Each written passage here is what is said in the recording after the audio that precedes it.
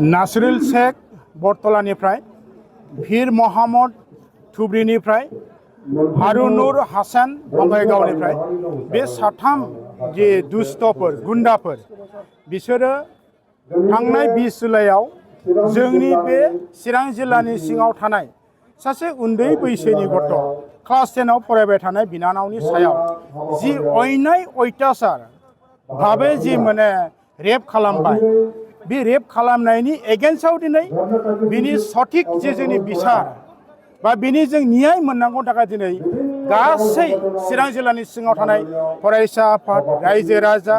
समाजनि बुद्धिजीबी आरो जोंनि गासै कलेजनि फरायसाफ्रा दिनै रागा जोंनानै खुद्रि सारनानै दिनै माने अल आसाम ट्राइबेल संघनि दैदेननायाव जों बयबो एकगत सापर्ट खालामनानै 3 घन्टिया धरनानि हाबाफारि लानाय जादों आरो बिनि गेजेरजों चिफ मिनिस्टार आरो आसामनि डिजिपिखौ जोङो खावलायदों डिमान्ड खालामदों जे बे जघन्य खान्दनि दुखु गोनां जे लाजिनांथाव मोनसे जाथायनि बिसारखौ पक्स'नि गेजेरजों थाबैनो होनांगौ आरो बै कालप्रिटफोरखौ फासि होनांगौ होननानै जों डिमान्ड खालामदों आरो बिनि अनगायैबो भिक्टिम जोंनि नखर आरो बिनानावनि मुङाव बिथांमोना एककालीन साहाय्य प्रदान खालामनांगौ जों डिमान्ड खालामदों। बेजों लोगोसे जोंनि चिरां जिल्लानि सिङाव समाय गोबां माने अपराधमूलक जेबिलाक खामानिफोर बे आयेननि बा असामाजिक जि कार्यकलापफोर बेफोर जाबाय थायो बिनि सायाव जोंनि आयेन प्रशासना पुलिस प्रशासना आरो जिल्ला प्रशासना गोख्रों बेबस्था लानानै बै गाज्रि एन्टि एलिमेन्ट फर्सफोरखौ दमन खालामनांगौ धंस खालामनांगौ होननानै जों डिमान्ड खालामदों। जुलाई माहर 20 तारिखत एजन ट्राइबेल 2 नम्बर हल खिलঞ্জিয়া আমার চিরাং জিলা বেংটন অঞ্চলৰ তো এজন নাবালক ছোৱালী 16 বছৰ 15 বছৰ মাইনৰ এই ছোৱালীজনক দলবদ্ধভাৱে 3জন নৰপিকাছে ধৰ্ষণ কৰি তেওঁক মানসিক নিৰ্যাতন তথা ব্লেকমেইল কৰা ষ্টাৰ্ট কৰে আৰু এই ঘটনাটো তেওঁলোকে কৰি পেলাই আকৌ সোশ্যাল মিডিয়াৰ যোগে ভাইৰাল কৰে। তো ভাইৰাল কৰাৰ লগে লগে আমাৰ চিৰাং জিলা আৰক্ষী প্ৰশাসনে এই ঘটনাটোক 4 ঘণ্টা 3 ঘণ্টাৰ ভিতৰত দোষী ব্যক্তিসকলক কৰায়ত্ব কৰে। তাৰ কাৰণে আমি চিৰাং জিলা প্ৰশাসনক ধন্যবাদ দিছোঁ আৰু আজিৰ এই প্ৰতিবাদী কাৰ্যসূচীৰ জৰিয়তে আমি এই দোষী ব্যক্তিসকলক যাতে আইনৰ সুৰুঙা দি কোনোপধ্যে পাৰ হ'ব নোৱাৰে আমি সদৌ কোচৰাজবংশী ছাত্ৰ সন্থা আক্ৰাছুৱে তেওঁলোকৰ আমি ন্যায়ৰ ওচৰত আমাৰ আস্থা আছে ন্যায়ৰ জৰিয়তে তেওঁলোকক আমি ফাঁসিৰ ব্যৱস্থা কৰাৰ কাৰণে আমি দাবী জনাম আজিৰ এই প্ৰতিবাদ কাৰ্যসূচীৰ জৰিয়তে। আজিৰ এই ঘটনাই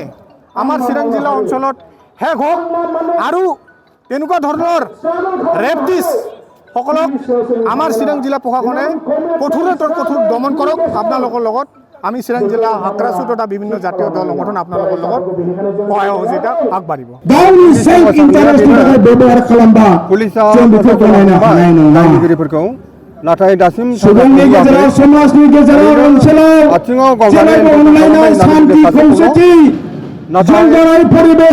साजा होनांगौ बे साजा जोंनि जाय जिनाहारि खालामदों थाखोआव फरायनाय हिनजावसाखौ बे दायनिगिरिफोरखौ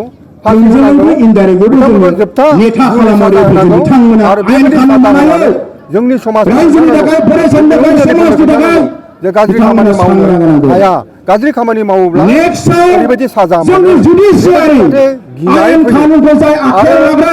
जों बेखौबो बुंनो सानो साफ्रोमबो गथ'नि गार्जेनफ्रा सांग्रां जानांगौ जानानै फैबाय। बे मोनब्रै मोनबा दाननि गेजेराव जोंनि गेजेराव बेफोरबायदि गिथाव बाथाव गाज्रि जाबोगासिनो दं क'क्राझार जागासिनो दङ। बेनिखायनो जोंनि ट्राइबेल संघआ बेनि हेंथायै गोबां आरो प्रतिबाद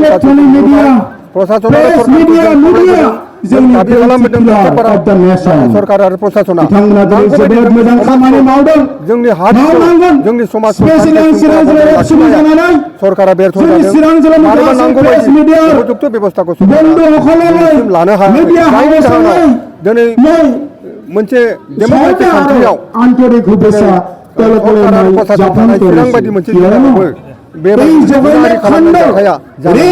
मोनदों। आरो सरकारा बिनि नांगौ बायदि साजा होनायनि उनाव बे हिनजावसानि राहानि सोमोन्दै सरकारा बेबस्था जों बेखौ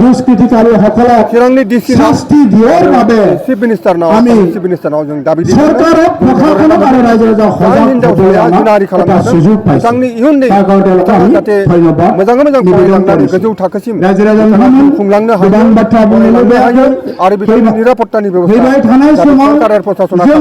बेखौबो जों